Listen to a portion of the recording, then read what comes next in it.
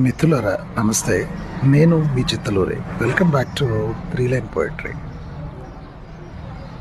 నాన్న నిర్దాక్షిణ్యంగా నీళ్లలోకి తెలుస్తున్నప్పుడు తెలియలేదు కన్నీళ్లనెలా ఈదాలో నేర్పుతున్నాడని.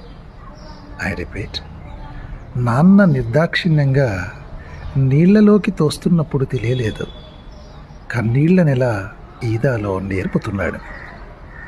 ఇదండి ఈరోజు 3 లైన్ పోయిటరీ. అంటే నాన్న చిన్నప్పుడు బలవంతంగా ఎంత ఏడుస్తున్నా, మొత్తుకున్నా, అరిచి గీ పెడుతున్నా నీళ్ళలోకి తోసేసేవాడు.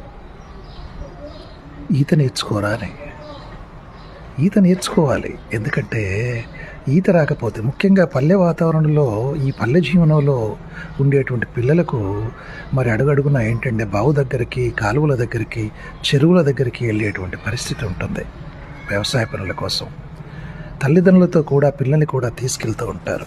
అట్లాంటి సందర్భంలో మరి ప్రమాదవశాత్తు పిల్లలు నీటిలో పడిపోతే చనిపోయే అవకాశం ఉంటుంది. మరి పిల్లల్లా చనిపోకూడదు అనే ఉద్దేశంతో ఈత నేర్పడం పరిపాటిగా ఉండేది పల్లెటూళ్ళల్లో.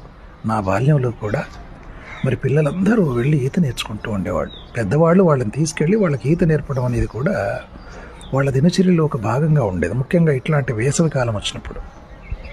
మరి అప్పుడు నిజంగా అసలు కొట్టేవాళ్ళు, ఈత కొట్టేవాళ్ళు కొడుతూ ఉండేవాళ్ళు, ఈదుతూ ఉండేవాళ్ళు. కానీ అసలు ఎంత భయం వేసేదంటే, మా నాన్నగారు కూడా నన్ను నీళ్ళలోకి ఎంత ఏడుస్తున్నా, మొత్తుకున్నా, అరిచి గీ పెడుతున్న నీళ్ళలోకి అట్లామని దాన్ని మనం దూషించేవాడండి. కోపం వచ్చేది, ఏడుపు వచ్చేది. ఎందుకు దయ లేదు అసలు, నాన్నకి ఎంత జాలి లేదు, కరుణ లేదు. ఇట్లా నీళ్ళలోకి దూస్తున్నాడు, ఇట్లా బావులకు దూస్తున్నాడు. మా దగ్గర రావి బావి అని ఒకటి ఉండేది, వేపల బావి అని ఒకటి ఉండేది. ఇట్లా రకరకాల బావుల్లో ఈతలు నేర్పించేవాళ్ళు మాకు. జూబాయ్ అని ఒకటి ఉండేది. ఆ వాటర్ చూస్తేనే ఇక్కడ వణికిపోయేవాడిని నేనైతే. అట్లా ఆయన తోసేవాడిని. అంటే అఫ్కోర్స్ ఒక లొటపీస్ కట్టెలు ఇట్లాంటివి ఉండేది, బొంగులు లాగా ఉండేవి అనమాట. అవి అట్లాంటివి కట్టేవాళ్ళు. తర్వాత కొన్నాళ్ళు అయిపోయిన తర్వాత తాడు కట్టి కూడా వదిలేస్తాడు. అప్పుడు చాలా విపరీతమైన భయం వేసేది, చచ్చిపోతామేమో అని, ఎంత భయం, ఆ నీళ్ళలో మునిగిపోతామేమో అని. అప్పుడు ఆ భావనలోంచి కవిగా నేను రాసుకున్న పోయాం అనమాట. నాన్న నిర్దాక్షిణ్యంగా నీళ్ళలోకి తోస్తున్నప్పుడు తెలియలేదు కన్నీళ్ళని ఎలా ఈదాలో నేర్పుతున్నాడని. మరి జీవితంలో కన్నీళ్ళు ఉంటాయిరా, ముందు ముందు కష్టాలుంటాయి, వాటిని కూడా నువ్వు ఈదాలి.